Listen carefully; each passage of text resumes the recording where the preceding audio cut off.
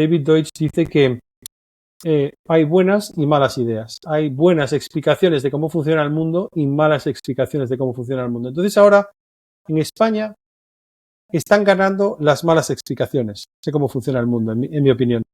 Y eso hace que la gente analice la realidad desde ópticas, en mi opinión, equivocadas. Entonces, que son sobre todo socialistas, me vas a permitir que digan abierto, ¿no? O sea, y Sí. las ópticas socialistas están triunfando en España, desgraciadamente. Y eso hace que cualquier herramienta que pueda sonar a libertad o a lo que a mí me gusta hablar en términos de Bitcoin. A mí en Bitcoin me gusta verlo desde la óptica que he descrito con Liquid, es decir, que es la de Nick Szabo, es la de eliminar la necesidad de todas las instituciones que hacen falta para que tú tengas propiedad privada, ¿no? Eso es Bitcoin para mí. Bitcoin es propiedad privada sin necesidad de leyes, ¿no? Sin necesidad de una institución como las leyes, ¿no? Que digan que eso es tuyo, que esa casa es tuya, que ese coche es tuyo, ¿no? Y que convertas eso en un secreto a mí me parece fascinante y todavía no me lo creo, ¿no? No me entra en la cabeza. Entonces, claro, eso desde una perspectiva de buenas ideas, que son aquellas que en mi opinión de la libertad, tiene mucho sentido, pero desde la óptica de las ideas socialistas, que son las que desgraciadamente están arrasando y no sé por qué. A mí la explicación que a mí me hace falta es no entender por qué Bitcoin tiene muchos detractores en España. Eso lo entiendo desde la óptica de las ideas socialistas. Pero ¿por qué las ideas socialistas han tenido tanto éxito en los últimos años en España? ¿Es por la crisis del 2008 que hizo pensar a muchos que el capitalismo malvado estaba detrás y que por lo tanto había que abrazar mucho más las ideas socialistas? No lo sé. Esa es la explicación que a mí me hace falta entender, ¿no? Pero la cuestión es que está ahí.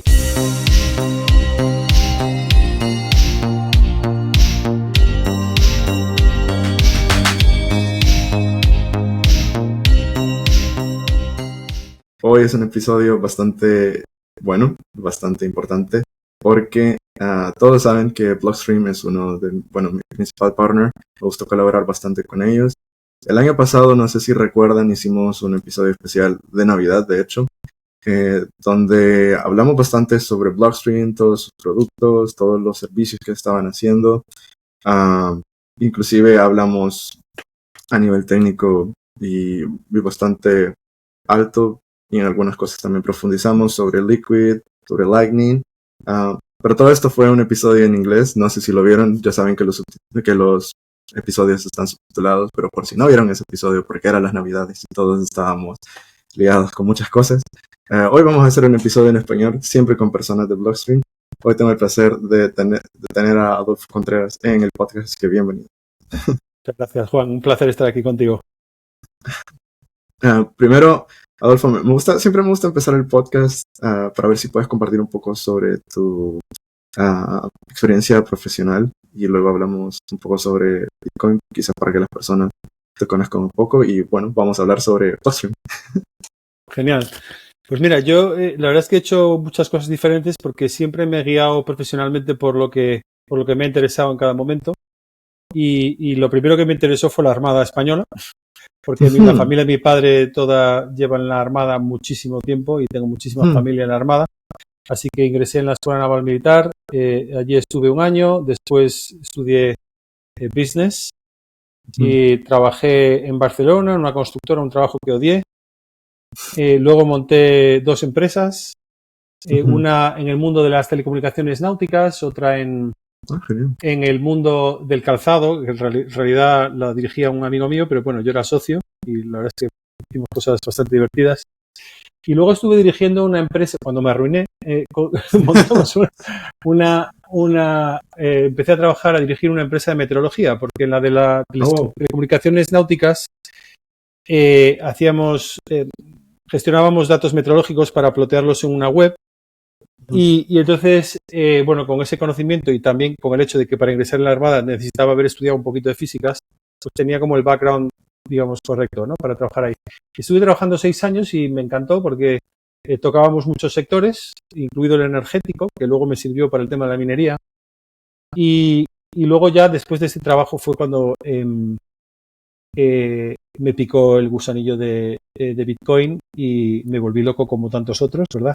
Y nada, estuve trabajando, he colaborado con varias empresas, he dado muchas clases, he estado mucho tiempo de profesor autónomo y solo hace 2 años casi y medio que empecé a trabajar con blockchain. Y nada, aquí estoy encantado. Es un placer trabajar con todos mis colegas haciendo cosas Bitcoiner y lo pasamos muy bien. Buenísimo, wow, increíble tu trayectoria y bastante diversa. No me he aburrido. Ya veo.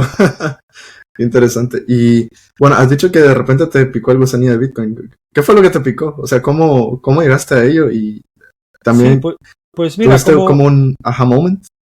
Sí, mira, o sea, yo como siempre me ha gustado estar al día con cosas así innovadoras, yo estaba leyendo blogs de tecnología muy pronto, en el año 2011, y entonces de repente oí hablar de Bitcoin, de un ciberdinero, y dije, pero qué fricada, ¿sabes? Eran los tiempos en los que se hablaba del web 2.0, de las aplicaciones interactivas, ¿no? De poder comentar cosas y tal.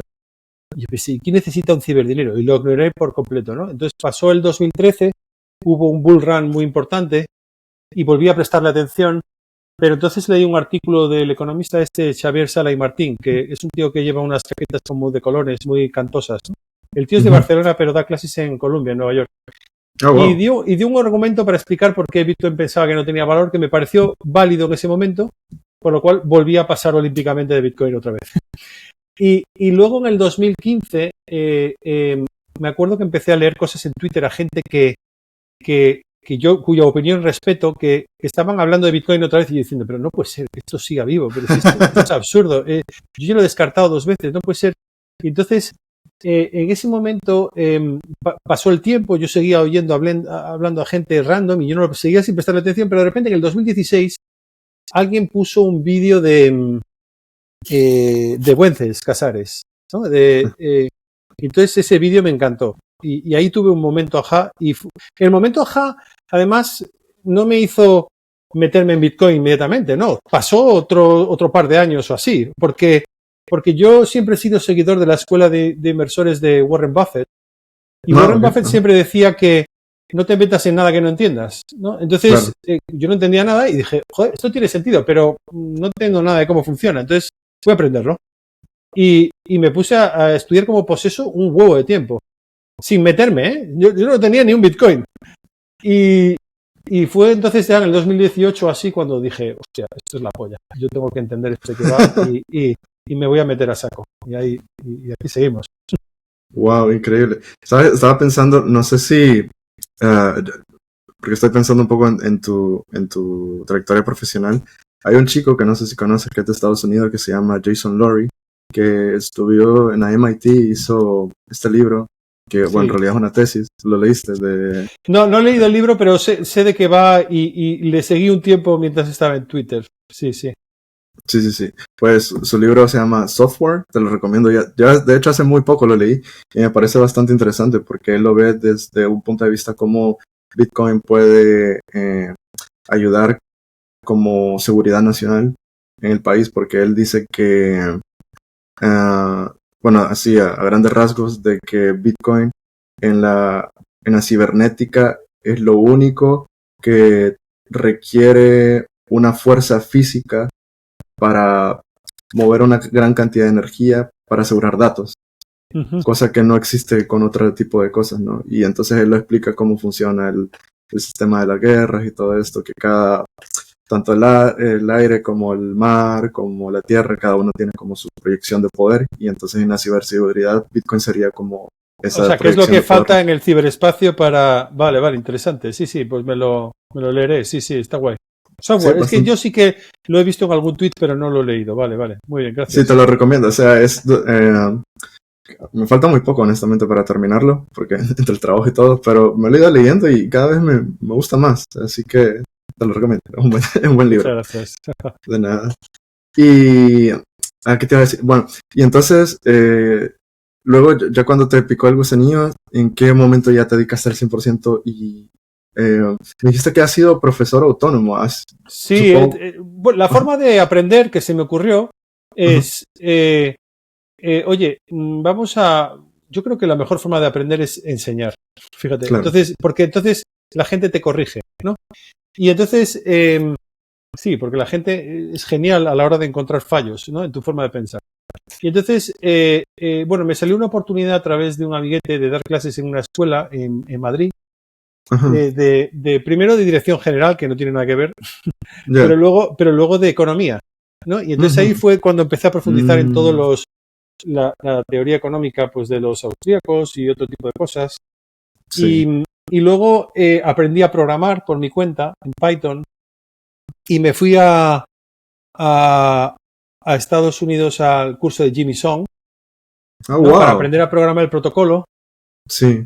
Y hice otro montón de cosas. Ah, sí, y luego di cursos de ciberseguridad que luego convertí en clases online en esta escuela que también daba clase, ¿no? Y a partir de ahí me contrataron de profesor de Python también en otro sitio. Entonces encadené muchos años dando clases, ¿no? Pero eso me encantó porque me ayudó mucho a ordenar las ideas en torno a Bitcoin, ¿no?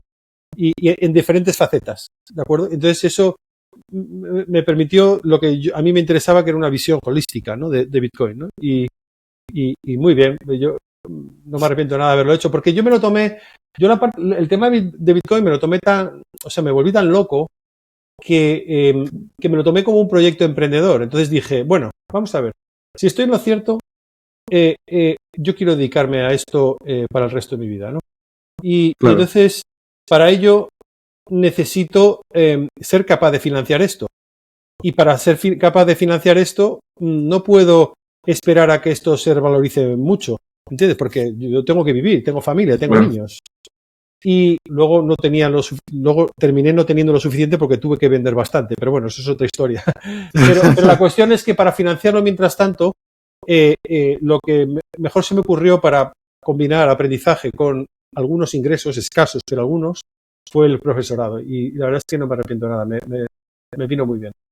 Wow, ¿y cómo son las clases con Jimmy? Jimmy ha estado en el podcast, pero que yo recuerde, creo que no he tenido algún alumno de Jimmy en el podcast, que yo recuerdo. Sí, creo que somos 200 y pico por ahí, pero o más ahora. 200 eran cuando yo lo hice, pero bueno, muy intenso, es muy heavy, porque, o sea, y tienes que habértelo preparado muy bien si no tienes tantos conocimientos de programación como los que tengo yo, que son muy limitados, ¿no? Pues yo tenía muy poca práctica, ¿no? Entonces, lo que pasa es que me empollé que te cagas la librería que hizo él, ¿no?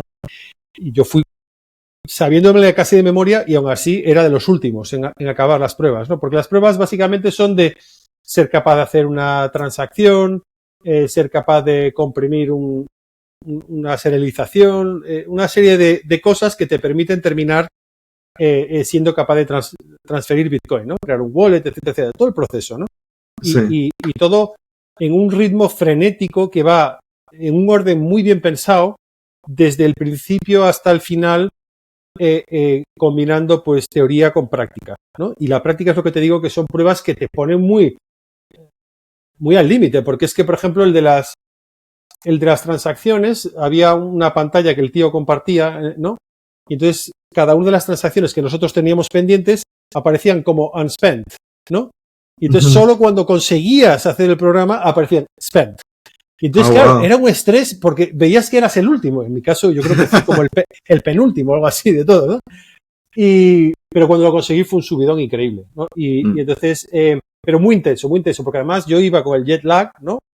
Esto fue en Chicago y terminé, pero reventado. O sea, al final de los 2 días había un evento para hablar con gente y dije, yo no puedo más, chaval, me voy al hotel. Porque no puedo más, macho. Pero estuvo bien, estuvo muy bien. Sí. Ah, o sea, es poco tiempo. Yo pensé que era como varias semanas y varios sprints. No, es como un seminar. Está pensado como un seminar. Ah, genial. Y entonces es un seminar. Lo que pasa es que yo los seminarios a los que he ido, pues son unas poquitas horas con sus descansos, con no sé cuál. Esto es a saco. Son casi 18 horas sin parar. Wow. No, perdón. O sea, quiero decir, 9 horas el primer día, 9 horas el segundo. Sí. Y son a lo bestia.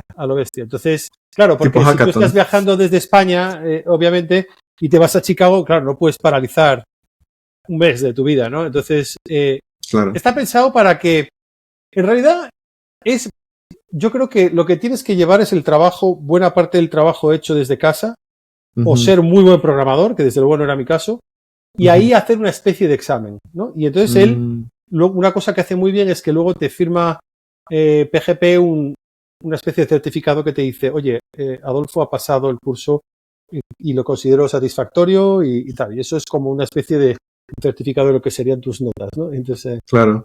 no sé, está muy bien. Pero Sí, bueno, tienes que querer hacerlo, porque es duro. Sí, no, te lo preguntaba porque él ha hecho varios cursos también en El Salvador. Bueno, 1 o 2 creo. Y lo mismo, había escuchado que eran intensos, pero no sabía que tan intensos. Sí, Pero, sí. pero está bien, o sea, porque además él tiene una muy buena trayectoria en Bitcoin y sabe un montón. Así que me alegro que hayas hecho el curso con él, hayas podido experimentar. Total. Sí.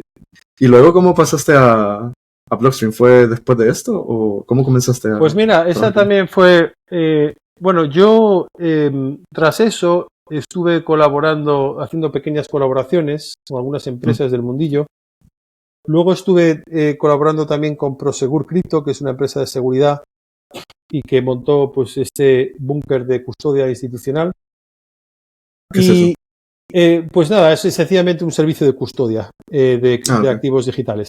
Okay. Y entonces esto en ese momento de repente había un curso en Zúrich y vi que daba clases ahí Christian Decker, que es, bueno, sabes, el crack de Lightning Network en Blockstream y le consideran Doctor Bitcoin porque escribió el primer PhD de Bitcoin.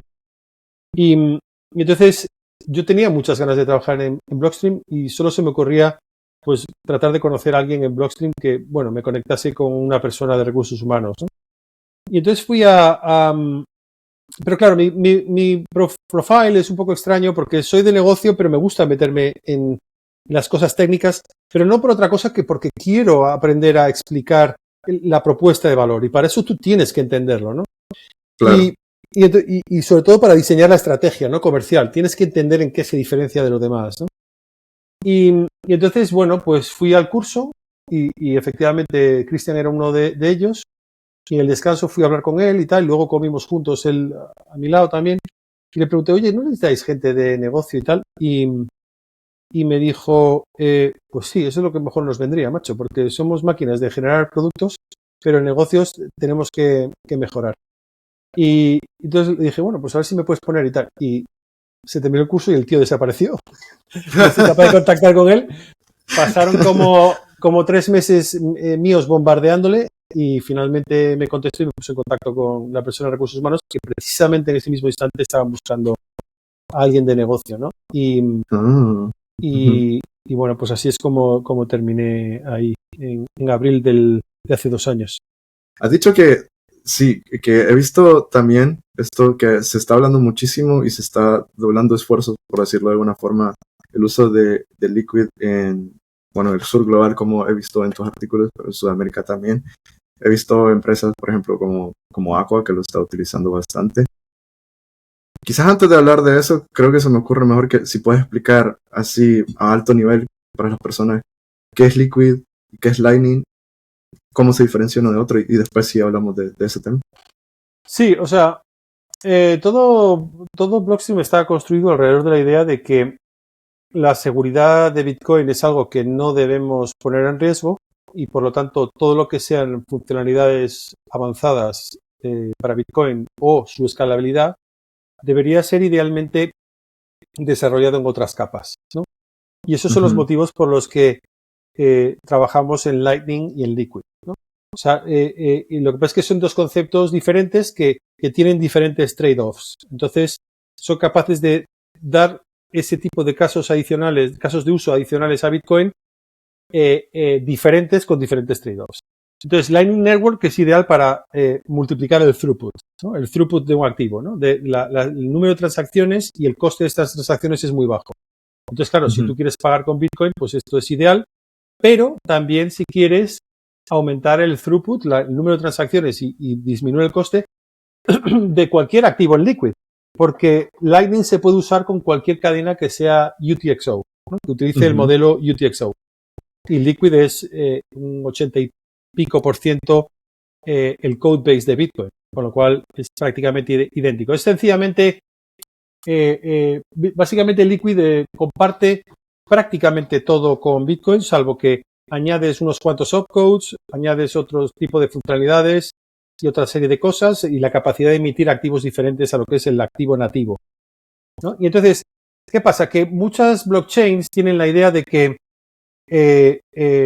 bueno, no es importante la seguridad del token y por lo tanto es una buena idea añadir todas esas funcionalidades de escalabilidad en una misma blockchain. Y eso son todo lo que son las cadenas alternativas, es eso. O sea, es esa misma idea. Sin embargo, en Bitcoin, si no quieres poner en riesgo esa seguridad, que es la que precisamente le da valor al token, la idea es hacerlo en sidechains, ¿no? Entonces, una sidechain, básicamente como Liquid, lo que es una blockchain que con esas funcionalidades diferentes, que permite esa emisión de activos digitales. Entonces, ¿para qué es ideal Liquid? Para dos casos de uso principales. El primero es utilizar Bitcoin, pero más rápido, porque los bloques se generan cada minuto y más barato. Claro.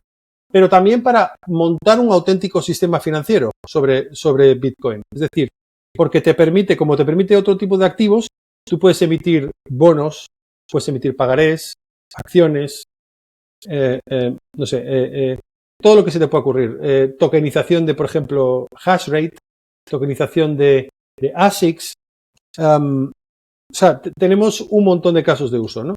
Tokenizar acciones ya existentes o nuevas de empresas de startups. Entonces, hay un montón de activos que se pueden montar ahí. Entonces, las ventajas que tiene sobre el sistema financiero tradicional es básicamente que en este último, para garantizar la propiedad de una acción que yo compro a través de mi banco, ahí intervienen un montón de instituciones financieras, ¿no? Desde una bolsa de valores, una cámara de compensación, una depositaría, el Banco Central, porque es con el que se hace el settlement, ¿no? Cuando tú pagas. Sí. Y todo eso con supervisión, regulación, abogados por todas partes, organismos reguladores. Es carísimo. Es una infraestructura que es carísimo hacer que funcione. De hecho, es tan caro que solo ocurre de forma significativa en Europa, en Estados Unidos y en Japón. En el resto del mundo, la industria financiera está más bien poco desarrollada y en algunos países es incluso inexistente. Entonces, cuando tú lees a Nick Szabo, ¿no? Que para mí es el gurú máximo, ¿no? En todo esto, tú te das cuenta de que el tío dice, no, es que existen los países que llamamos emergentes, en realidad son muy ricos, tienen muchos recursos naturales, tienen riqueza. El problema es que no existen formas de garantizar los derechos de propiedad de esos activos, ¿no? Y entonces, como no existen buenas formas de garantizar los derechos de propiedad, tampoco existen buenas formas de garantizar los derechos de la transmisión de la propiedad, ¿no? De la transmisión de activos financieros. Y por lo tanto, no existe forma de vender un activo financiero a un banco estadounidense y que tiene la pasta y que el banco estadounidense inyecte liquidez en el país emergente. Y por lo tanto, es muy difícil arrancar la rueda del progreso, porque te falta la sangre inicial, ¿no? Las finanzas iniciales para hacer una especie de bootstrapping, ¿no? Entonces, ¿cuál es la ventaja de Liquid? La ventaja de Liquid es que te permite, tú puedes seguir necesitando la pieza inicial, que es solo el derecho de propiedad del activo financiero, es decir, que hay una vinculación con aquello que se supone que te dice que tienes. Por ejemplo, si la acción es de una empresa que tiene sede en este país, pues la regulación de este país tiene que garantizar que el propietario de esa acción tenga derechos sobre esa acción, ¿no? Pero claro, a la hora de transferir eso, si tú lo haces sobre una blockchain segura, automáticamente te estás ahorrando la necesidad de esa cámara de compensación, de esa cámara de liquidación, de la depositaría, del Banco Central, si lo haces sobre Bitcoin, todo, literalmente todo, de regulación, porque la regulación convierte la ley en código. Entonces, básicamente, estás haciendo lo que Nick Szabo siempre dice, que es eliminar los trusted intermediaries, ¿no? Los trusted third parties, que además son agujeros de seguridad. Entonces, porque cuando fallan, necesitas una ley que regule lo que pasa cuando las cosas se rompen. Y entonces es ahí donde Liquid cumple un papel fundamental, porque al utilizar el código base de Bitcoin es muy seguro. Y entonces sustituyes la necesidad de leyes por software. Y esa es básicamente la revolución y lo estamos viendo en muchos casos de uso y es muy, muy interesante, ¿no? De hecho, un caso de uso, ahora estaba pensando en ello, es de justo en mi país. No sé si has visto que en el aeropuerto del Salvador, que están construyendo ahora, o reconstruyendo, van a hacer un hotel que esto lo lleva la empresa Inverlag. Y de hecho, ellos han hecho tokenización a partir de Liquid para poder financiar este hotel. Entonces, y lo están haciendo de hecho con colaboración con el gobierno. Entonces, tú puedes comprar una parte de ello. Creo que son a partir de un token, creo que son $100, si no me equivoco. Algo así, lo tengo que ver. Y lo mismo que tú dices, o sea, te saltas absolutamente todas estas capas y es mucho más fácil como tú, como empresario, y esto es un buen caso de uso para verlo, porque de hecho él estuvo en el podcast y me explicó que es mucho más fácil, porque antes en El Salvador no teníamos este tipo de negocio, por lo mismo que tú dijiste, que falta este tipo de infraestructura, y ahora a partir que tenemos Bitcoin como moneda de curso legal, pues todas estas cosas como que lo amplifica, lo gamifican, ¿no? Entonces, ahora existen estas herramientas que se pueden utilizar, o sea que... Exactamente, aquí la clave es dar con la tecla que permita a los inversores sentirse seguros, tener confianza de que si ellos compran un bono de un hotel o un bono de una acción o un bono de lo que sea, en caso de que las cosas vayan mal, ¿a qué van a tener derecho ellos? En el peor escenario, ¿a qué van a tener derecho ellos a reclamar?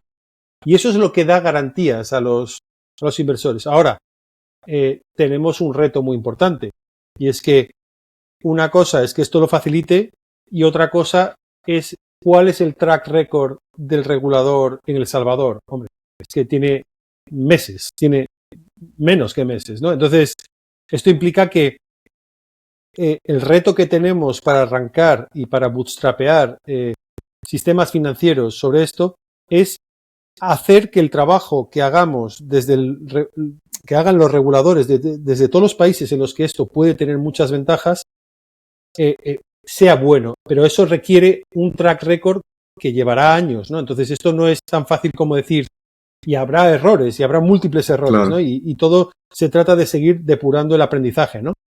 Pero las piezas están ahí, porque esto para mí es un poco parecido a cuando en África las líneas de telefonía móvil adelantaron a las líneas de telefonía fija, ¿no? Es decir, los africanos no tuvieron que pasar por las líneas de telefonía fija, ¿no? Porque para ellos era muchísimo más caro, no tenía sentido. Entonces, tuvieron líneas móviles antes que Europa, ¿no? Y yo creo que por eso yo cuando visito estos eventos de TradFi, ¿no? Yo creo que no están entendiendo muy bien dónde está el valor de esto, ¿no? Porque ellos están intentando encajar blockchain, o sea, reglas que están escritas en software dentro de reglas escritas con leyes. Yeah. Y entonces, claro, y entonces es como el round peg in a square hole. Porque lo único que van a hacer es como capar tanto la tecnología que al final el valor que añade es cero. Y por eso, a pesar de cientos de millones de euros y de dólares en todas partes invertidos en esta tecnología, no han sido capaces de pasar de las pruebas de concepto, ¿sabes? De pruebas de concepto en las que emito un bono con la mano izquierda y me lo compro con la derecha. Eso no resuelve ningún problema, ¿no? Mientras que nosotros vemos casos de uso en Liquid que ya están creciendo muchísimo, ¿no? Como el de los pagarés mexicanos, por ejemplo. Y eso sí que resuelve un problema muy grande, que es que las entidades financieras no bancarias en México, sin tokenización, no serían capaces de financiarse, ¿no? Sí. ¿Puedes contarnos un poco más de eso? Esa historia no me la conozco muy bien. Sí. Mira, esto... vamos a ver. Esto lo montó una empresa que se llama Mifiel, ¿vale? Mifiel, que es mexicana. Entonces, esta empresa tiene un servicio de firma digital. Okay. Y entonces ellos, bueno, pues tienen clientes de muchos tipos de empresas, pero de repente vieron que había un tipo de cliente que exigía mucho firma digital, que son las entidades financieras no bancarias. Es decir, en México la cantidad de gente que no tiene cuentas bancarias es muy grande y por lo tanto esas personas cuando buscan financiación pues van a este tipo de entidades. Pero también van pymes, van empresas pequeñitas y tal, ¿no? Total, sí. Que allí en México el pagaré es un instrumento de deuda muy utilizado. Es decir, si yo, por ejemplo, te voy a a pagar a ti, Juan. Imagínate que tú me vendes una bicicleta y yo es muy frecuente de repente pagarla con un pagaré. ¿Por qué? Porque el pagaré tiene tanta seguridad jurídica en México que si dentro de 90 días, por ejemplo, lo que diga el pagaré, tú no recibes tu dinero, la justicia mexicana vendrá contra mí, porque mi pagaré tiene que estar firmado por mí. Entonces, cuando alguien pide dinero prestado para pagar algo con un pagaré, en México lo hace a través de la web de una entidad financiera no bancaria y cuando va a firmar el pagaré lo hace con un certificado de lo equivalente mexicano a la Fábrica Nacional de Moneda y Timbre Española, es decir, el emisor del certificado de la firma digital, que es oficial del gobierno, y entonces automáticamente se queda el pagaré en custodia de la entidad financiera no bancaria. Entonces, ¿qué ocurre? Que estos pagarés siempre han sido papel. Y lo que estaba ocurriendo es que estas entidades financieras no bancarias empezaban a acumular estos pagarés en papel, que son muy valiosos, por lo que te he dicho, porque si no la justicia va por ti. Y entonces, pero no podían usarlos como colateral, porque al ser papel, claro, tú no puedes irle a alguien y decirle, joder, ahora tienes que ponerte a mano a mirar el contenido de cada papel. Y además tienes que custodiarlos porque valen cientos de millones de dólares. Y necesitas guardias armados, necesitas furgones blindados, necesitas cámaras acorazadas.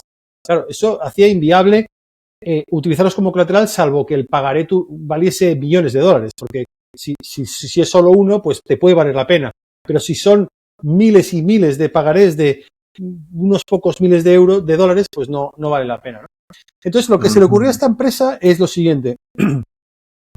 En estas entidades financieras bancarias, cuando alguien va a pedir un préstamo y va a firmar, estos tíos lo que hicieron, que me parece brillante, es que el proceso de firma automáticamente emita un activo en Liquid. Y el identificador único de ese activo en Liquid automáticamente se embebe dentro de la versión digital de ese pagaré. De tal forma que, y criptográficamente se sella con un timestamp. De tal forma que es inseparable el pagaré digital del token en Liquid. ¿De acuerdo? Entonces, lo que hicieron fue, oye, voy a un socio al otro. Es que es muy divertido, lo voy a contar. Dijeron, oye, te voy a pagar con este pagaré de $300, pero no te va a llegar el dinero. Con lo cual, tú me vas a demandar a mí y vamos a ver si el juzgado me da, pero sí que te voy a mandar el token, ¿vale? Entonces vamos a ver si el juez da certeza legal de que el propietario del token es el auténtico propietario legal del pagaré. Y entonces lo hicieron y les dio la razón. Y desde entonces lo que empezaron a hacer es que a través de un loan servicer mexicano, los tokens se están transfiriendo a bancos estadounidenses y a fondos estadounidenses, de tal forma que ellos consideran que ya son suyos los pagarés, por lo tanto están bajo su propiedad legal, y a cambio con ese colateral prestan dinero a estas entidades financieras no bancarias. Con lo cual, interesante. Y súper interesante, porque tú date cuenta que el problema que están resolviendo es que sin esta tokenización, estas entidades financieras no bancarias se quedarían sin dinero en un momento dado y serían incapaces de seguir prestando. Y sin embargo, gracias a esto, son capaces de seguir prestando, los americanos ganan pasta y estos siguen prestando pasta y la economía mexicana sigue pidiendo prestado para seguir invirtiendo en sus negocios. Entonces, esto para que te das una idea, desde enero del 2023 la emisión ya va por los $1.200 millones. O sea, es una pasada, va como un cohete. Entonces, sí, es un caso de uso muy, muy interesante, sin duda. Nuestro negocio. Me estabas contando también antes de comenzar el podcast que fuiste, ya que estamos hablando de Latinoamérica y México está súper cerca, que fuiste a El Salvador. ¿Cómo fue tu experiencia ahí? Cuéntanos un poco. Sí, pues mira, a mí me encantó porque, o sea, lo que vi es un país que bueno, pues tras mucho tiempo de... Pues, ¿Cuándo fuiste, perdón? Fui en abril. ¿De este año? En abril. Sí, hace... ¡Oh, wow! Hace poco. 3 meses, sí. Increíble. Entonces, bueno, lo de la seguridad es una pasada, porque me di una vuelta alrededor del hotel, me fui a comer y tan tranquilo, o sea, no había ningún tipo de riesgo. Y eso me encantó. Entonces, lo que vi es a la gente como con la esperanza de que esto se convierta también en actividad económica. Entonces, yo creo que lo que ahora falta es que lo que es la condición necesaria para el progreso, que es la seguridad, se convierta en progreso económico también, ¿no? Ujú. Y por eso hay mucha gente motivada para hacer que eso ocurra, ¿no? Dentro, pero también fuera de El Salvador, incluido yo. Entonces, me reuní con un montón de empresas que están trabajando en el mundo de la emisión de activos financieros, y es una pasada, todos motivadísimos con un montón de proyectos, porque lo más inmediato que hacer en El Salvador es lo que comentabas antes, es el inmobiliario. Es decir, si tú tienes un país que tiene unos recursos naturales bestiales, un paisaje estupendo, pegado al Pacífico, lo que está ocurriendo es que el turismo se está disparando, pero no hay apenas infraestructura turística. Entonces hay muchísimo que construir, ¿no? Tanto de infraestructura turística como de gente que se está estableciendo allí, ¿no? O sea, no hay casas, ¿no? Para hacer frente a la demanda. Entonces, claro, los promotores se encuentran con falta de financiación. Y es ahí donde este tipo de emisiones que comentabas, yo creo que pueden jugar un rol estupendo. Falta mucho trabajo para dar con la tecla, ¿no? Porque hay que embeber derechos en el activo que hagan a los inversores sentirse atraídos, ¿no? Por el activo así, pero bueno, hay tanta demanda de financiación para construir este tipo de real estate que daremos con la tecla, ¿no? Me parece que el dato que me compartieron es que el turismo había crecido como un 70% de un año para otro, lo cual es disparatado, es una barbaridad, o sea, es una cifra increíble, ¿no? Entonces, yo mismo fui a un hotel que bueno, no era de los mejores de San Salvador, pero se suponía que era bueno y se le veía que estaba viejete, o sea, que necesitaba una modernización. Y otras personas con las que hablé decían, no, es que no tiene agua caliente mi hotel. Entonces, claro, dices, joder, les están llegando un montón de gente que va ahí para pasar unos días y no tiene infraestructura turística. Entonces está claro que el potencial para hacer eso crecer es increíble. Luego también un día me fui de excursión, porque no todo va a ser trabajo, a ver el Pacífico, que yo nunca lo había visto, ¿no? Y me hacía ilusión, ¿no? Con familia de marina y habiendo estado en la marina, ver el Pacífico, ¿no? Y entonces llegué y lo que me encontré es una costa gigante, ¿no? Con el Pacífico entero, con unas olas espectaculares, y no había nada de infraestructura para, yo qué sé, ni sentarte, ni tomarte nada, ni las casas estaban... Un chiringuito, ¿entiendes? No había un chiringuito. Y yo dije, pero tío, aquí se pueden montar 15.000 chiringuitos y llenar esto de gente que esté dispuesta a gastarse dinero para estar aquí y disfrutar de esto, ¿no? Entonces todo eso me hizo pensar en el enorme potencial y necesidad, sobre todo, para inyectar liquidez en la economía salvadoreña, ¿no? Y es ahí donde nosotros queremos poner nuestro granito de arena, ¿no? Eso estoy bastante de acuerdo, porque sí, lo mismo estaba hablando cuando vino el CEO de Inverlag, me dijo que eso faltaba muchísimo. Y bueno, de hecho, creo que a partir de su proyecto, que es como el primero que están haciendo, si logra tener éxito, como que más más dueños de cadenas hoteleras van a querer impulsarlo y utilizarlo, ¿no? Sí, pero eso también, es lo que me refiero con el track record, ¿no? Es necesario construir esa reputación. La reputación no va a ser una cosa de aquí de un día para este el otro, año, claro. De un año para otro. Esto va a requerir mucho trabajo, hacer las cosas bien, equivocarnos bastantes veces, sobre todo al principio, y poco a poco ir corrigiendo, ¿no? Sí, ¿sabes una cosa que de hecho también esto lo hablo bastante con mis papás?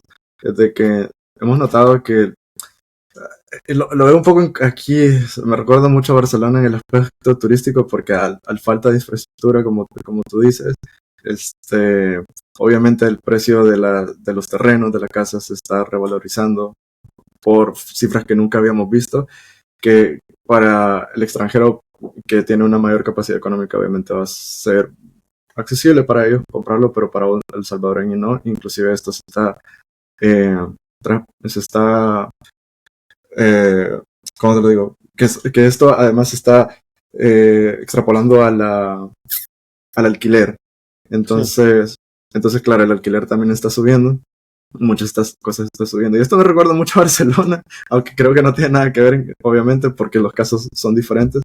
Pero igual he visto que aquí en Barcelona los alquileres están por los aires y es una burbuja. Y de hecho creo que es lo que más las personas gastan. Y Así que bueno, ese es como una de los casos Sí, no tan buenos de que está viviendo no, Salvador. pero si te fijas, esto es una constante en todos los países que progresan mucho. O sea, si te vas a Dubái, ¿no? Que tiene impuestos muy bajos y es capaz de atraer a un montón de gente de fuera y de riqueza y de capital, bueno, los precios son absolutamente disparatados. Entonces, para alguien que Mm, sea un local de ahí, con un salario normal, pues no es razonable pensar que pueda vivir en una zona premium, ¿no? Entonces se tienen que ir mm, al quinto pino. Entonces yo creo que lo que ocurrirá es que sí, habrá seguramente desplazamiento de ciudadanos desde zonas premium a otras zonas menos premium.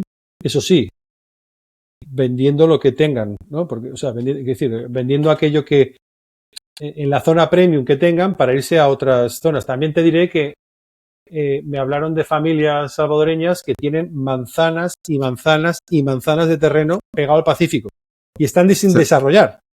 sí, O sea, que eso también es terreno que no estaba accesible a nadie sí, antes, ¿no?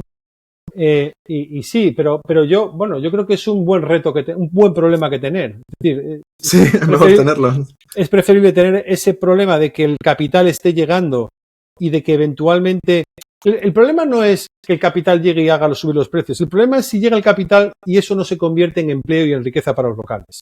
¿Entiendes? Eso, Porque si se convierten en precios altos con riqueza también para los locales, pues yo creo que no habrá problema. Pero claro, si se convierten y luego los locales no se terminan beneficiando en la economía, pues eso sí que sería un problema. Por eso a mí lo que me interesa es, oye, ¿cuántos puestos de trabajo se van a generar con la construcción, con el ujú. turismo, con todo lo que podamos ayudar a construir, ¿no? Esa es un poco la clave. Sí, estoy de acuerdo. Al final sí se tiene que transmitir para los locales y creo que esto sí va a ser beneficioso los puestos de trabajo. Quiero preguntarte también por el caso de aquí, de España. Por qué España es tan anti-Bitcoin? ¿Cuál es tu percepción de esto? Bueno, a ver, yo soy muy fan de un autor que se llama David Deutsch y David Deutsch dice que hay buenas y malas ideas. Hay buenas explicaciones de cómo funciona el mundo y malas explicaciones de cómo funciona el mundo. Entonces ahora en España están ganando las malas explicaciones de cómo funciona el mundo, en mi opinión. Y eso hace que la gente analice la realidad desde ópticas, en mi opinión, equivocadas. Entonces, que son sobre todo socialistas, me vas a permitir que digan abierto, ¿no? O sea, Sí. y las ópticas socialistas están triunfando en España, desgraciadamente. Y eso hace que cualquier herramienta que pueda sonar a libertad o a lo que a mí me gusta hablar en términos de Bitcoin. A mí en Bitcoin me gusta verlo desde la óptica que he descrito con Liquid, es decir, que es la de Nick Szabo, es la de eliminar la necesidad de todas las instituciones que hacen falta para que tú tengas propiedad privada, ¿no? Eso es Bitcoin para mí. Bitcoin es propiedad privada sin necesidad de leyes, ¿no? Sin necesidad de una institución como las leyes, ¿no? Que digan que eso es tuyo, que esa casa es tuya, que ese coche es tuyo, ¿no? Y que convertas eso en un secreto a mí me parece fascinante y todavía no me lo creo, ¿no? No me entra en la cabeza. Entonces, claro, eso desde una perspectiva de buenas ideas, que son aquellas que, en mi opinión, de la libertad, tiene mucho sentido. Pero desde la óptica de las ideas socialistas, que son las que desgraciadamente están arrasando y no sé por qué. A mí la explicación que a mí me hace falta es no entender por qué Bitcoin tiene muchos detractores en España. Eso lo entiendo desde la óptica de las ideas socialistas. Pero ¿por qué las ideas socialistas han tenido tanto éxito en los últimos años en España? ¿Es por la crisis del 2008 que hizo pensar a muchos que el capitalismo malvado estaba detrás y que por lo tanto había que abrazar mucho más las ideas socialistas? No lo sé. Esa es la explicación que a mí me hace falta entender, ¿no? Pero la cuestión es que está ahí, ¿no? Esto es impepinable, ¿no? Y sí, y desgraciadamente las ideas de la libertad están en minoría, sobre todo en determinadas generaciones, ¿no? Yo creo que soy más optimista con los jóvenes, pero bueno, creo que son visiones sesgadas de lo que he visto en algunas redes sociales, entonces tampoco estoy del todo seguro. Ya, sí, es bastante interesante y bastante complejo aquí en Europa, sobre todo por cómo funciona, ¿no? Porque al final, bueno, he visto las regulaciones que se están implementando como MiCA cómo está afectando, por ejemplo, a Relay, que antes era sub-custody, ahora es full custody. Sí. Entonces, es un buen reto para Europa, inclusive Alemania. Es que el problema, yo tengo la teoría de que, o sea, es decir, los políticos tienen incentivos desalineados con los nuestros, ¿no? ¿Y por qué? Porque, es decir, nosotros, si te fijas en la Constitución española, son una serie de derechos y obligaciones para los ciudadanos y son una serie de derechos para los gobernantes. Pero ¿dónde están sus obligaciones? ¿Qué obligación tiene un político? ¿Qué métricas se miden para medir su desempeño? Yo no conozco ninguna. Entonces, eso significa que no existen consecuencias para sus errores. Y por lo tanto, no existe ningún tipo de problema en que se inventen nuevas e innovadoras formas de hacer que parezca que pintan algo, que son súper relevantes, ¿no? Y eso les da manga ancha para seguir regulándolo todo, ¿no? Y tiene que ver con las ideas de Nick Szabo también, me vas a permitir que te diga, porque Nick Szabo lo que dice es que las instituciones como las leyes, las regulaciones, son decimonónicas y no escalan lo suficientemente rápido para la era digital. De hecho, lo estamos viendo con el AI, con el IA, con la inteligencia artificial, con el Bitcoin. Sí. Se intentan regular una serie de cosas en las que ocurren en el entorno del ciberespacio y ahí las leyes no funcionan. No funcionan, sencillamente no funcionan, ¿no? Entonces, regulan cosas absurdas como el otro día leí que estamos regulando el acceso al... O sea, se supone que ahora en España, no sé si en España o en Europa, porque ya las noticias intento verlas lo mínimo, cada vez que alguien acceda a una web, no sé qué sistema o algo así le va a traquear y le va a decir si puede entrar a ver una página. Es completamente surrealista, ¿sabes? Es absurdo. Además, creo que se podría sortear con una VPN, con lo cual es todavía más absurdo. Y entonces, toda una serie de leyes para tratar de hacer que parezca que pintan algo, ¿no? Y la cuestión aquí es que yo creo que shit happens, ¿no? Shit happens, o sea, ocurren cosas malas. Sí. Y la cuestión es que si nos dejan a los humanos actuar, nosotros somos capaces de aprender de nuestros errores y por lo tanto prosperar. Si viene otro y cada vez que shit happens intenta ganar un voto a costa de ese shit happens, lo que va a ocurrir es que habrá tantas reglas que no seremos capaces de aprender de nuestros errores y por lo tanto lo que conseguimos es estancamiento y zombificación. Y eso es literalmente lo que creo que está ocurriendo en Europa. ¿No? Europa se está zombificando a una velocidad increíble porque la única forma que tiene un político de solucionar las cosas es, en vez de dejar al mercado que lo solucione todo, es añadir más reglas a todo. Y ya montar un negocio en Europa es prácticamente de héroes, ¿no? Sí, de hecho, eso es como también la filosofía de eso, o sea, lo que estamos viviendo ahora, que de hecho es el único tipo de economía que vivimos, es la keynesiana, ¿no? Pero si te vas a la austríaca, de hecho es todo lo que tú dices, que el mercado rija las reglas y que el gobierno no intervenga. Creo que, de hecho, es algo así, bueno, es así como funciona Bitcoin, esa es su belleza, ¿no? Entonces, pero sí, y yo creo que también al implementar tantas regulaciones, creo que también falta educación, porque al menos yo, por lo que yo había visto, más o menos, había entrevistado a personas, el caso de Alemania, sé que hay, por ejemplo, está Bitcoin en Bundestag, que ellos hacen un trabajo fabuloso para educar al Parlamento de Alemania, pero luego ves que venden todo su Bitcoin y luego mi país, por ejemplo, está comprando un Bitcoin al día, se lo está quitando y entonces como que no hay lógica, ¿no? O sea, hay educación, pero a la vez se están deshaciendo ellos, como que le entra por un oído, sale por el otro.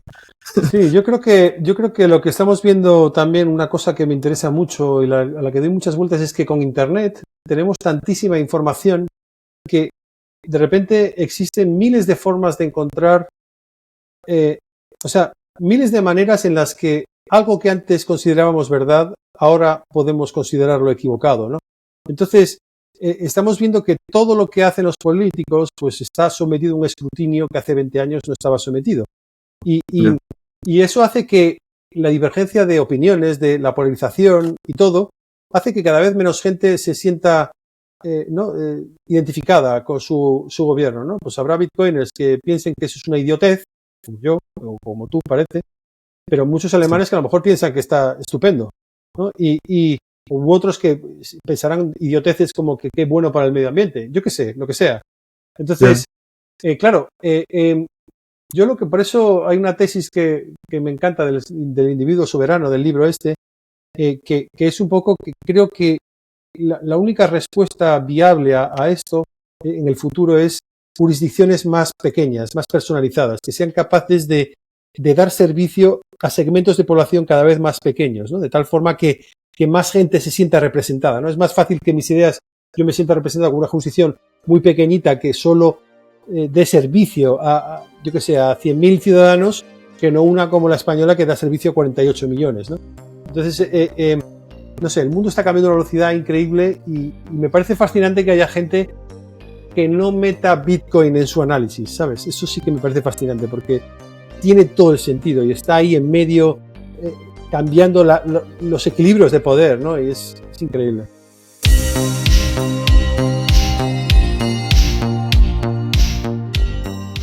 Cuando dejas tus activos digitales en un exchange o en custodia de alguien más, te expones a riesgos de terceros no deseados. A diferencia del sistema bancario tradicional, Bitcoin te permite tomar el control total de tus fondos utilizando tus propias claves privadas. Esto te permite ser soberano y esencialmente tu propio banco. Al tomar el control de tus Bitcoin, puedes evitar riesgos innecesarios de terceros. Almacenar tus Bitcoin en custodia de terceros como los exchanges puede exponerte a ataques de actores malintencionados, gobiernos o estafadores que lo único que quieren es apoderarse de tu dinero. El proceso de autocustodia puede parecer abrumador al principio, pero afortunadamente Blockstream Jade Wallet hace que sea súper fácil custodiar tus activos. Las billeteras de hardware son dispositivos que almacenan de forma segura las claves privadas de tus bitcoins y activos de Liquid sin conexión a Internet. Las billeteras de hardware aumentan la seguridad de tu billetera porque tus claves privadas se almacenan en un dispositivo especializado que no está siempre conectado al Internet. Como te he dicho antes, mantener tus claves almacenadas en un dispositivo en línea puede exponerte a factores adicionales de ataque, por lo que se recomienda usar una billetera de hardware al almacenar grandes cantidades de Bitcoin durante largos periodos de tiempo. Jade es una billetera de hardware no custodial para Bitcoins y Liquid que ofrece opciones de firma simple y firmas múltiples. Yo personalmente lo utilizo para almacenar mis Bitcoins, ya que me siento mucho más seguro manteniendo mis Bitcoins en una billetera fría que en una almacenada, por ejemplo, en mi teléfono. Si estás pensando en adquirir uno para ti, no olvides utilizar el código de descuento de nuestro show, BitCorner Podcast. De esta forma estarás apoyando directamente el show y además obtendrás un 10% de descuento para la compra de tu billetera fría. Adolfo, hay otro aspecto que quiero preguntarte y era, bueno, hemos estado hablando del lado de Europa, pero quiero retomar un poco del lado de Sudamérica, bueno, del sur global, como te refieres en tus artículos de Blockstream. Voy a dejar los artículos de Adolfo, de hecho, en las notas del podcast para que los lean chicos, es súper interesante. ¿Cómo piensan adoptar Blockstream y la tecnología de Liquid en el sur de América? ¿Y se necesita algún tipo de infraestructura tecnológica o necesaria? Sé que Liquid tiene también Blockstream tiene los satélites que son bastante buenos. Pero bueno, ¿cómo planean? Primero, ¿qué desafíos hay? Y luego, ¿cómo planean implementarlo en los países de Sudamérica? A ver, el desafío más grande para Liquid en realidad es que el mercado financiero es gigantesco, es astronómicamente grande y requiere para encontrar los casos de uso en los que el Liquid realmente resuelve un problema, requiere en muchos casos comprender la regulación de un montón de activos en un montón de países, ¿no? Entonces, esto es un trabajo ímprobo para nosotros, ¿no? Entonces, para nosotros tiene más sentido enfocarnos en casos de uso en los que ya veamos que estamos solucionando un problema grande. Es decir, como en todo negocio de Internet, lo que tiene sentido es volverte excepcionalmente bueno, aunque sea en un nicho muy pequeñito, ¿vale? En vez de tratar de abarcarlo todo. Porque una vez que tú te vuelves muy bueno en un nicho muy pequeñito, automáticamente la liquidez crece ahí. Y si la liquidez crece para ese activo, puede crecer para otros que estén interesados en ser emitidos ahí, ¿no? Entonces, esa es un poco nuestra visión. Entonces, afortunadamente tenemos, yo me atrevería a decir, 3 activos en los que, si no somos los líderes ya, estamos a punto de serlo, ¿no? Entonces, eso es un poco como yo creo que nos va a permitir crecer la liquidez y con ello atraer a otros emisores y seguir, digamos, moviendo la rueda. Sí, entonces, ¿cuáles son como los objetivos estratégicos a largo plazo del Blockstream para No, Liquid Network? básicamente queremos seguir creciendo el Total Value Locked, para nosotros la Ujú. métrica más importante, es decir, el valor total Ok, de los activos. En estos momentos en Liquid hay alrededor de 1,7 billones, o sea, 1.700 millones de dólares, de los cuales 1.200 son los pagarés que mencioné antes, ¿no? ajá, Entonces queremos seguir aumentando esto, creemos que en los próximos 2 o 3 años podemos triplicar esta cifra.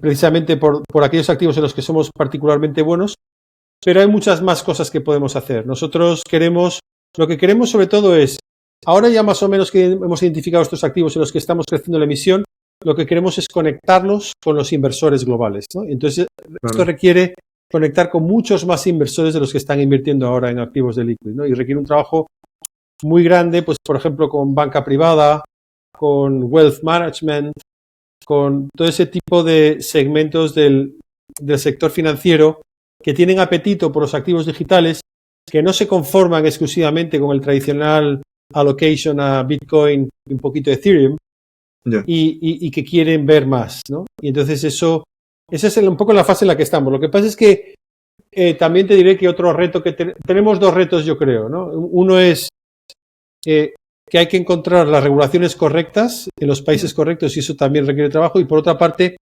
que no todos los inversores son tan sofisticados como algunos de los que ya han entrado en este tipo de activos, ¿entiendes? Entonces esto significa que muchos inversores van a tardar más tiempo. Igual que tardaron en entrar en Bitcoin y están entrando solo tímidamente últimamente, en este tipo de activos alternativos van a tardar algunos más. Entonces, bueno, es un poco como yo veo el escenario en el medio y largo plazo.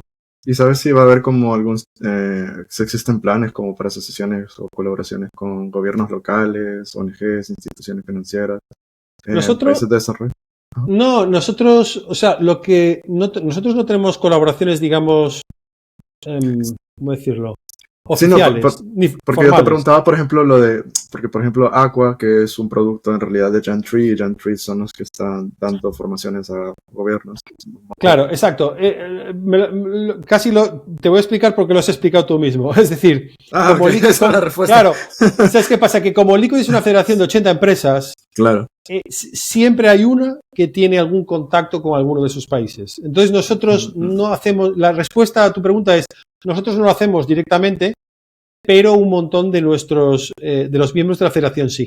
¿Entiendes? Entonces yo, por ejemplo, ya ha habido varios países a los que he viajado en los que había un miembro que es un poco el que me ha presentado los contactos, ¿no? Entonces esa es un Claro. poco nuestra... De hecho, una de las fortalezas de la Federación de Liquid es la cantidad de colaboraciones posibles que surgen entre los miembros, ¿no? Entonces eso es otra cosa que vemos que poco a poco, a medida que va creciendo, va aumentando también el valor o sea, el valor de la red depende de dos cosas, del total value locked, del valor total bloqueado en activos, pero también de la calidad y de la cantidad de miembros que se van incorporando a la federación, ¿no? Porque hacen esas colaboraciones más valiosas. Claro. Y una cosa antes de seguir con la siguiente pregunta. ¿Puedes explicar así rápidamente para las personas que están escuchando por primera vez qué es esto de las federaciones? Que dirán que... Sí, vamos a ver, la federación es un modelo de consenso, es decir, si te fijas, las bolsas de valores de la mayor parte de países, los bancos centrales, las cámaras de compensación, las depositarías, todas esas instituciones financieras que he mencionado antes, están gobernadas por un conjunto de miembros, un conjunto de empresas de su sector, que son los que toman las decisiones sobre el gobierno de esa institución financiera mediante votaciones. Bueno, pues esto es exactamente cómo funciona Liquid. Liquid es una red de ordenadores, pero el gobierno de esa red lo llevan alrededor de 80 empresas y lo llevan a través de 3 boards, ¿no? Que son los que votan. Uno es el Membership Board, que es el que vota quién puede ser una nueva empresa, nuevo miembro de la federación. El otro es el Oversight Board, que es el que vota las reglas de la federación, de los miembros, y los miembros tienen que cumplir. Y la tercera es el Technology Board, que es el que vota sobre el futuro roadmap, el Technology Roadmap de la red, ¿no? Entonces, digamos que ellos discuten, proponen y llegan a la conclusión sobre reglas que quieren que se transformen en software en la red, ¿de acuerdo? Y luego, adicionalmente, un subgrupo de 15 de esas 80 empresas son las que corren los nodos. Los nodos, básicamente, al contrario que en Bitcoin, de hecho, de forma parecida en Bitcoin, lo que hacen es ordenar las transacciones, asegurar su validez y la finalidad de las mismas. Pero lo hacen siguiendo este modelo de consenso que es diferente y, por lo tanto, es por eso por lo que los bloques se pueden generar cada minuto, ¿no? Y con una finalidad mucho más rápida que muchas otras cadenas, precisamente porque la coordinación en este tipo de consenso es mucho más rápida, porque no hay reorgs, básicamente, no puede ocurrir un reorg. Entonces, pues esto es ideal para el sistema financiero porque ellos lo que quieren es tener certeza de cuándo se va a producir el settlement de una transacción, ¿no? Sí. Adolfo, vamos a ir terminando, que casi llevamos 1 hora. Entonces, quizás te voy a hacer 1 o 2 preguntas más. Y ya está. Adelante, sin problema. Encantado. Sí, así que, y gracias por haber estado en el podcast. La verdad, esta conversación ha sido súper valiosa. ¿Cómo es el panorama global de Bitcoin para los próximos, qué sé yo, 10 años? Hemos visto que se está moviendo mucho, por ejemplo, en Estados Unidos, vienen las elecciones, Trump está hablando ahora muy fuerte sobre Bitcoin, ya sabemos que Robert Kennedy Jr. ha sido pro Bitcoin también, pero también en el sur hay personas que son candidatos presidenciales también, como Maya Farrow, que va para candidato a Surinam. Y aquí en Europa, como hemos hablado antes, también hay personas que están trabajando en el Parlamento, por ejemplo, de Alemania, a pesar de que han vendido su Bitcoin, pero hay personas que están trabajando activamente en ello. ¿Cómo ves el panorama? ¿Tienes alguna pista o qué piensas tú sobre cuáles serán los siguientes países en adoptarlo? A ver, es que yo creo que yo creo que Bitcoin es un fenómeno de mercado, ¿no? Y tiene que ser un fenómeno de mercado. Okay. Y entonces no le presto mucha atención a lo que las leyes digan, precisamente porque las leyes son una institución que Bitcoin intenta necesitar menos. De hecho, Bitcoin no la necesita en absoluto. No. Y Liquid la necesita menos. Y otras posibles herramientas cypherpunk que se puedan construir para resolver este problema de la falta de escalabilidad, ¿no? de las instituciones que conocemos, se pueden resolver necesitando menos y menos leyes. Por eso, idealmente, que las leyes se hagan amigables es genial, es maravilloso y sería de gran ayuda. Pero idealmente, estas herramientas van a resolver verdaderamente el problema si son capaces de funcionar al margen de las leyes. Si son capaces de coordinar nuestra cooperación entre extraños sin necesidad de las leyes. Porque ese es precisamente el problema que intentan resolver. Entonces, si tenemos que esperar a que la regulación MiCA europea o la regulación X que salga en Estados Unidos o en cualquier otro sitio sean las que hagan validar estas herramientas, entonces no estarán resolviendo el problema para las que fueron diseñadas. ¿Entiendes? Entonces, por eso, insisto, si las leyes son amigables y dicen, vale, nos rendimos, esto resuelve mejor que nosotros los problemas que tenemos de coordinación entre extraños. Genial. Eso será de gran ayuda. Pero si lo que tratan es de encajar en regulaciones ya existentes, porque en muchos casos el regulador no va a hacer un disruption del mismo, ¿no? No va a decir, oye, no soy necesario, me podéis echar. No lo van a hacer, ¿no? Entonces claro, en muchas ocasiones lo que están haciendo es tratar de hacer que pintan algo que son importantes para este tipo de tecnologías, cuando en realidad no lo son. Entonces, ¿cuál es mi visión? Mi visión es que una tecnología que sea lo suficientemente segura y que no requiera la necesidad de leyes va a resolver problemas, sobre todo en países emergentes, en el Global South, como hemos dicho antes. Si esto es así, necesariamente la liquidez se va a acumular en una cadena así. Y si se acumula la liquidez en una cadena así, entonces van a ser los inversores y los emisores e inversores de Europa y de Estados Unidos los que se verán automáticamente atraídos por una cadena en la que empieza a haber liquidez. ¿Entiendes? Entonces, por eso yo estoy obsesionado con transmitir al mundo la idea de que tú no puedes sustituir la necesidad de leyes si tu cadena no es segura. si no si no tiene un approach paranoico a la seguridad en el software, ¿entiendes? Como tiene Bitcoin. Entonces, cuando esto se comprende que eliminas la necesidad de leyes. Y cuando se elimina la necesidad de leyes, estás sobre todo resolviendo un problema allí donde no existen esas leyes, que son el Global South. Ese es nuestro target, ¿no? Y eso es un poco mi obsesión estratégica, digamos. Sí. Pero, bueno, hemos hablado sobre el problema, pero la última pregunta, la solución. Entonces, ¿qué medidas crees que se pueden adoptar para fomentar una adopción más amplia sobre Bitcoin entre empresas e individuos? Bueno, yo creo que, a ver, hombre, la usabilidad siempre ayudaría, desde luego, ¿eh? Sí. Y eso yo creo que todos tenemos un gran trabajo por delante. Yo, por ejemplo, he descubierto SideSwap, que me permite intercambiar Liquid Bitcoin por acciones y bonos y tal en la aplicación, y eso me ha cambiado la vida, porque yo no era consciente de lo increíblemente fácil que es, ¿no? Con dos clics, pues básicamente comprar acciones de una empresa con órdenes que son non-custodial, ¿no? Entonces, son mercados peer-to-peer, y eso yo creo que en cuanto la gente lo descubra va a decir, yo es que no quiero volver a pasar por un banco para comprar una acción. No. Pero eso requiere tiempo, porque si me ha llevado tiempo a mí, que trabajo en esto, estoy convencido de que al inversor random le va a llevar más, ¿no?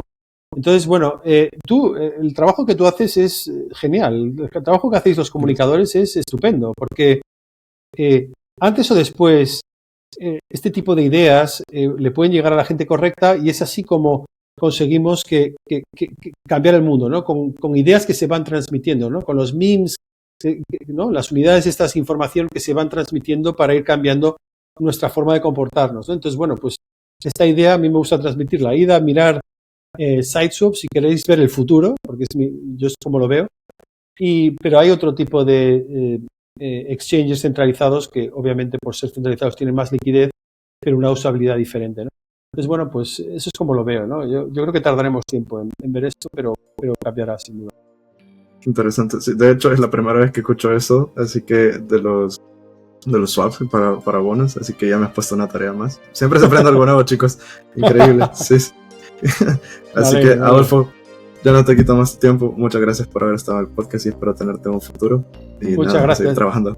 Muchas gracias a ti, Juan. Ha sido un auténtico placer. Qué charla más distendida y amena. Me ha encantado. A ti. Y cuando vayas a El Salvador, dime.